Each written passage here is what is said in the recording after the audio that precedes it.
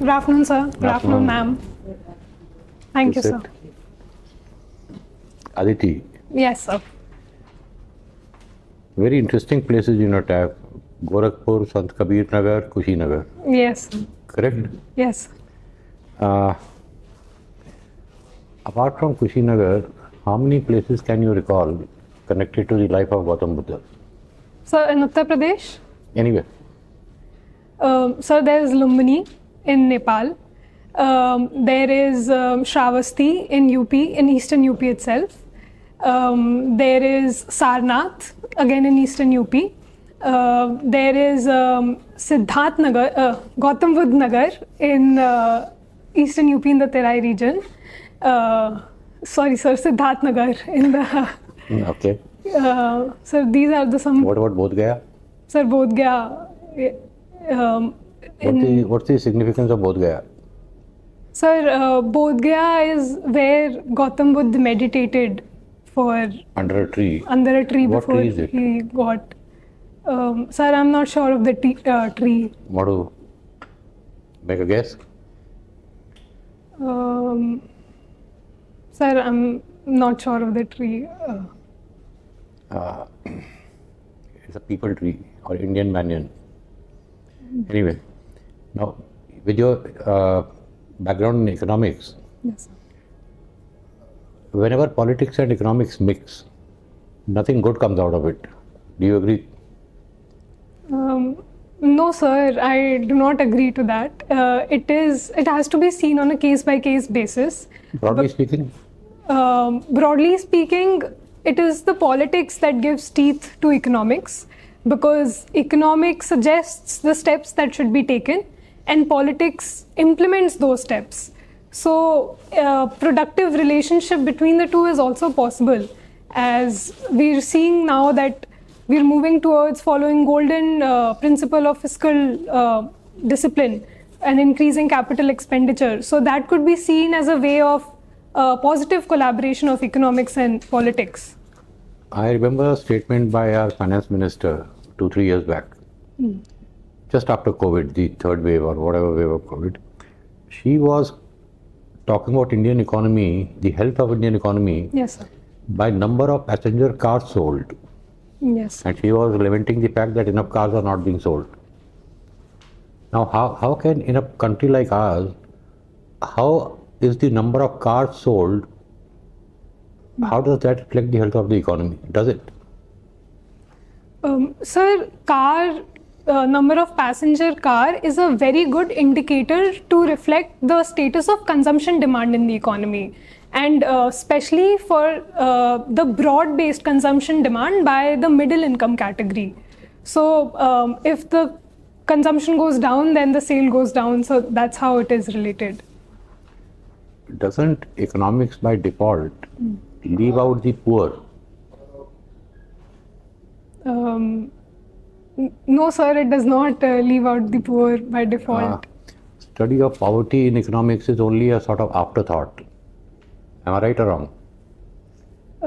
Sir, poverty is very much the fundamental goal of economics in the development economics field. So tackling issues like poverty and inequality have been always been at the forefront for economists and politics to deal with. Poverty and hunger, etc., deprivation, Yes, sir. should they be more the subject matter of economics or of sociology? Sir, economics and sociology are itself interrelated.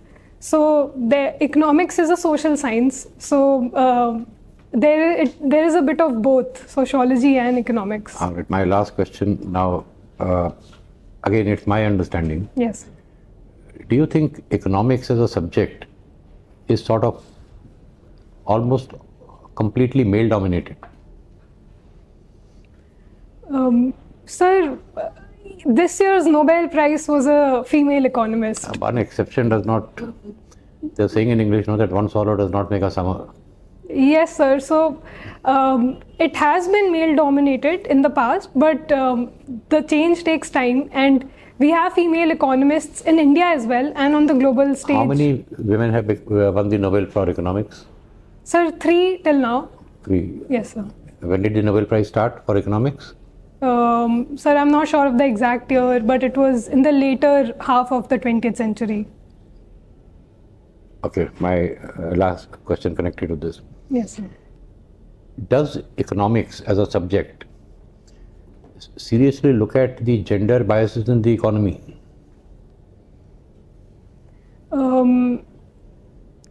Gender biases in the labor force. Economy in general?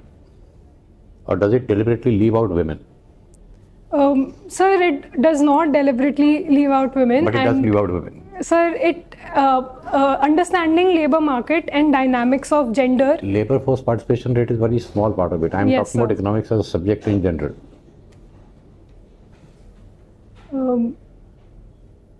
Sir, there's no specific focus on gender and economics as a subject as a whole. Done. Thank you.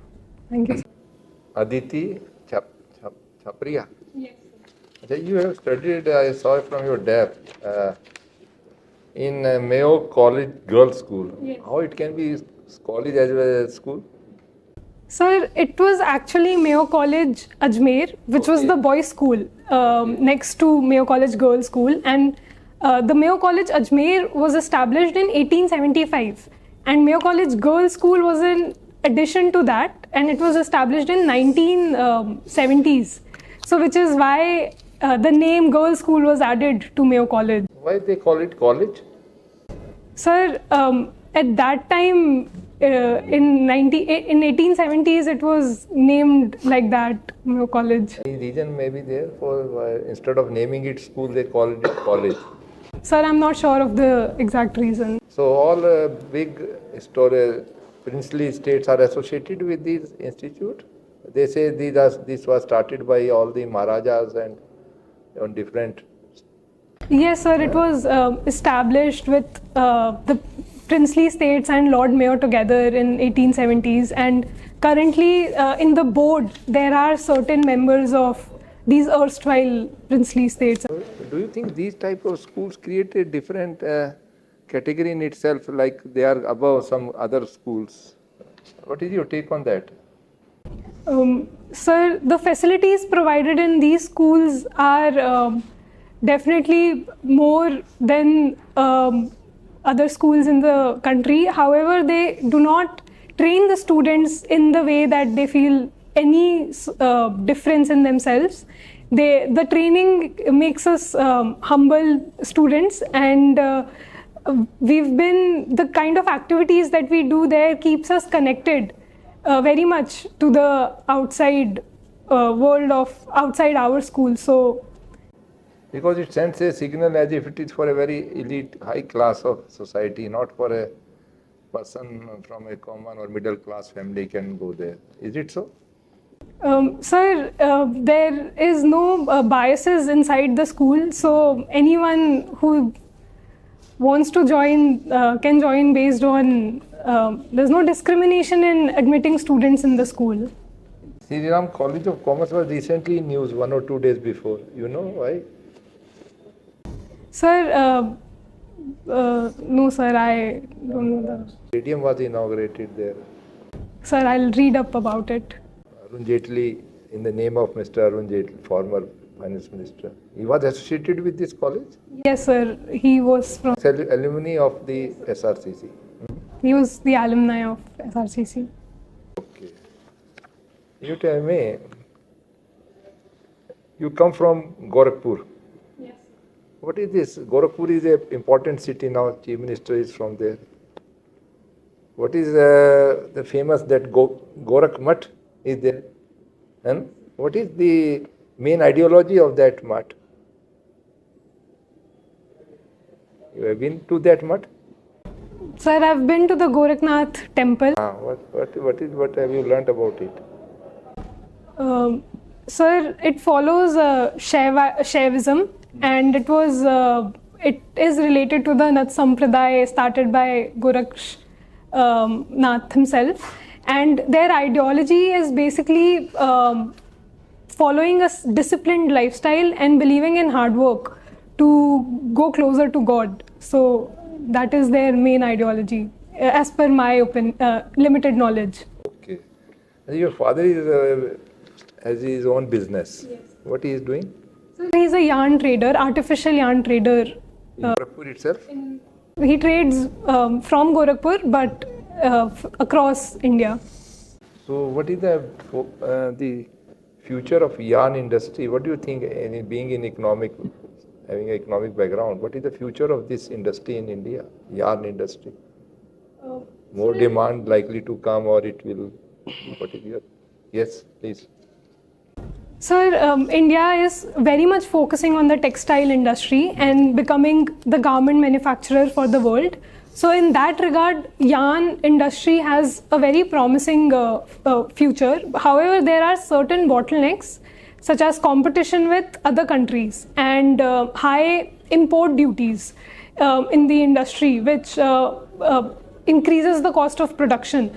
So there are steps being taken for the same. For example, the PLI scheme in the textile industry will definitely give a boost to the yarn market as well. So it does have a promising future.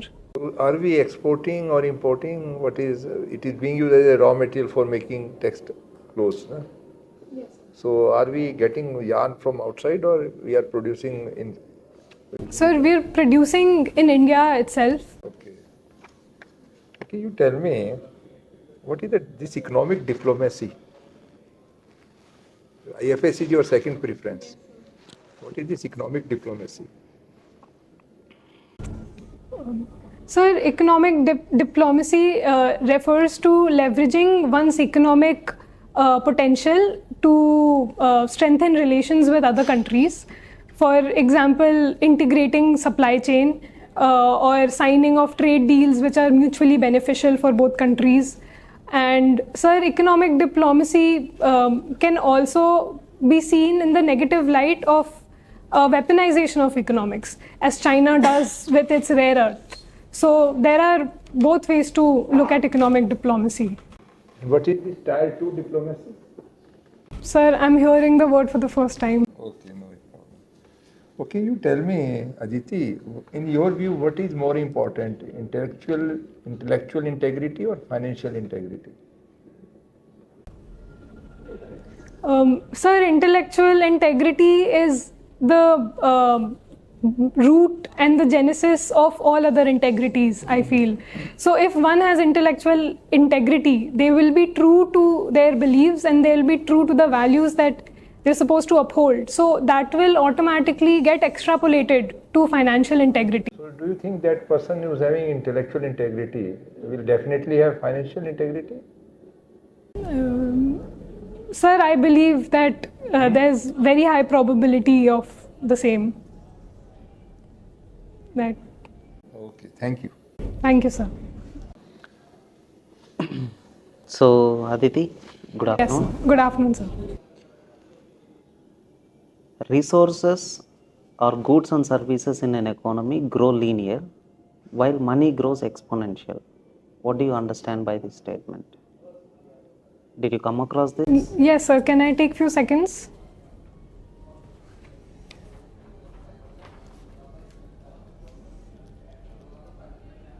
Sir, goods and services grow linearly because they are real assets and their growth depends on the production on the factory floors and business houses. However, money grows exponentially because of the money multiplier factor and because the ease with which money exchanges within hands. So, sir, that is the difference. So, you think now more money chasing goods? Limited goods. Did you track the money supply figures of RBI something? Sir, I have not tracked the figures. I cannot comment on that in the present context as of today. So money, or say inflation, is pure and pure monetary phenomena in the long run. Sir, so there is one school of economics that believes that inflation is a purely monetary phenomena. Sir, the monetarism school led by Milton Friedman.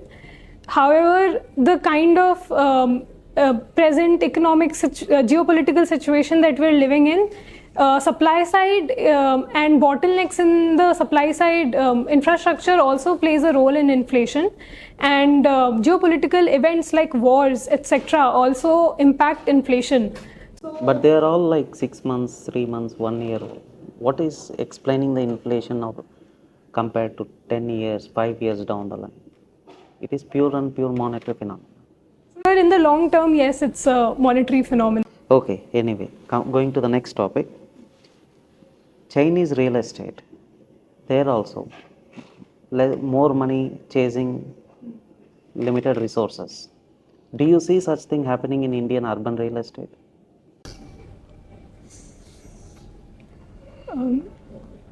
Sir, the growth in the urban real estate and the construction sector has been high, as we've also seen in the NSO's second estimate.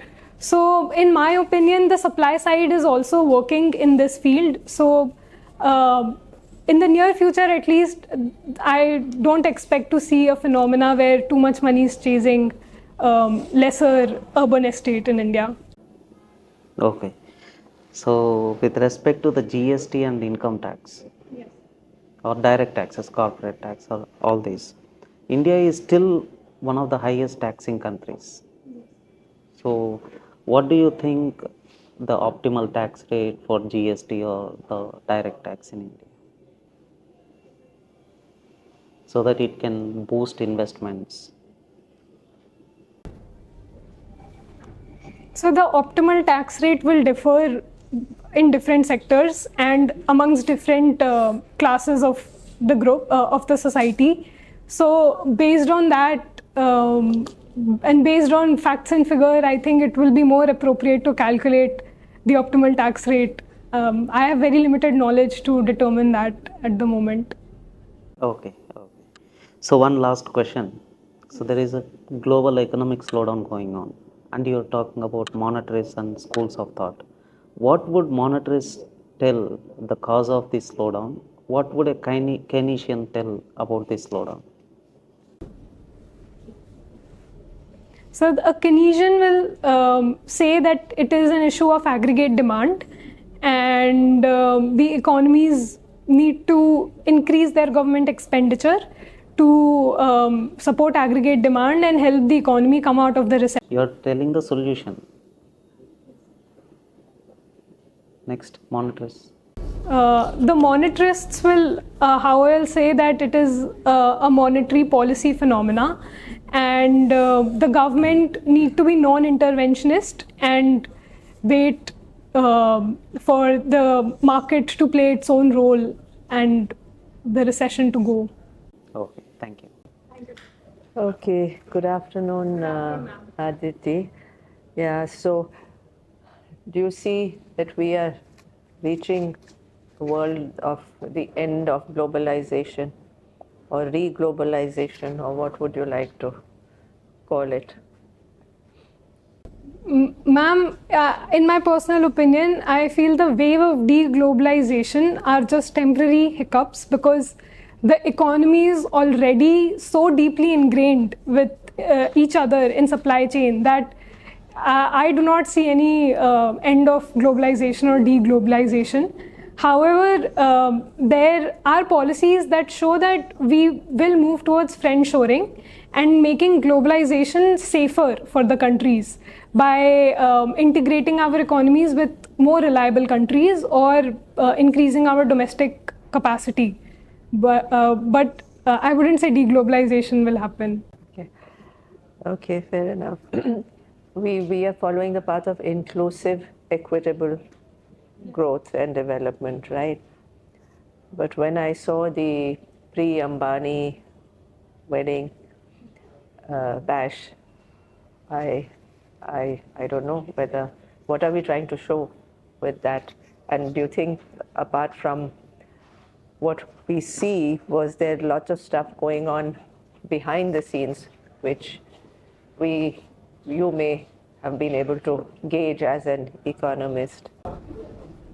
Ma'am, firstly, I would say that events like these are in cognizance with the policy of Wed in India, So even though it was a large show, there were many international figures who arrived in India and they witnessed India's hospitality firsthand. So it will definitely give a good name to India's tourism sector in the global economy. And ma'am, secondly, even from consumption demand point of view, Jamnagar's economy will also get a boost with such weddings. So, ma'am, purely from economics point of view, if I have to say, events like these give a boost to local economy and lead to transfer of wealth from the high end to the lower end of the society. Transfer of wealth, and isn't not conspicuous consumption. You said, okay, boost tourism. On the one hand, we also had an unfortunate incident in Jharkhand, right? So is that going to boost our tourism? Ma'am, that will definitely. This is needed to boost tourism. Upgrading domestic infrastructure and our law and order. Right, so conspicuous consumption alone will not boost tourism. Yes. Yeah. Okay, I see you've done very interesting work in your on what you've got medals. So, what is a project at solving food muddle in space? Ma'am, so the food muddle in space refers to the host of issues that we have with food consumption in space. And our project specifically was aimed at solving the issue of providing enough calories to astronauts in the space. So, considering long travel space missions, astronauts have to carry food for several months. And given the limited space that they can carry food in, we planned a method to convert indigestible cellulose into glucose. So the same amount of food would reduce wastage and provide more calories. So is this the same requirement for men and women? Ma'am, calories requirement would be similar for both men and women. It would be similar. Yeah. And would you have liked to see a woman selected as one of the astronauts? Ma'am, definitely I would have liked to see that. Still a long way from that, right? Yes. For getting to gender equality. And you're a boxer as well. So what do you see? Do you see any gender bias there in this field, which is a very masculine sport? Ma'am, of late in the 21st century, I think boxing has become more gender neutral, because even in international tournaments now, for example, Olympics for women's boxers and Asian championships have been opened up for women. So now legendary boxers like Mary Kom and Lovlina Borgohain are definitely tackling those gender biases and taking India also on that global stage. Okay, thank you. All right. So, what is new about Gita Press, Gorakhpur? Sir, new as in any... Yes, what has happened in the last year or two? Sir, firstly, digitization has happened, and now a lot of the books that were published are now available digitally. And sir, secondly, in the event of inauguration of Ram Mandir, Gita Press also provided Ramcharitmanas digitally for free. So these are the some. There's a new influx of money and infrastructure. Okay. Even in physical forms, आप digital पे हैं. Even physical forms, it had not been doing well. There was very little publication. There's a lot happening. Okay, you mentioned people as being the tree under which Lord Buddha sat down. Yes, sir. Right? Why is it that the Hindu culture, Indian culture, let me say, okay, Hindu culture, treats people, neem and bargad as different from any other kinds of trees? Sir, I do not have What clarity. is the botanical significance of these three? Please read about it. Okay, sir. There's a reason. Okay? There's a reason. All right. Tell me, why is when you say gold, there was a gold demand is rising. All of a sudden, gold has crossed. Is it a good or bad thing for the economy? What does it indicate? What the health of the economy? Sir, fluctuation in gold does indicate that there's instability in other sectors of the economy, because gold is perceived as a safe asset. So if the demand for gold increases, it shows that people are moving towards gold because they consider other assets to be risky. Very, very good. All right, last couple of ones.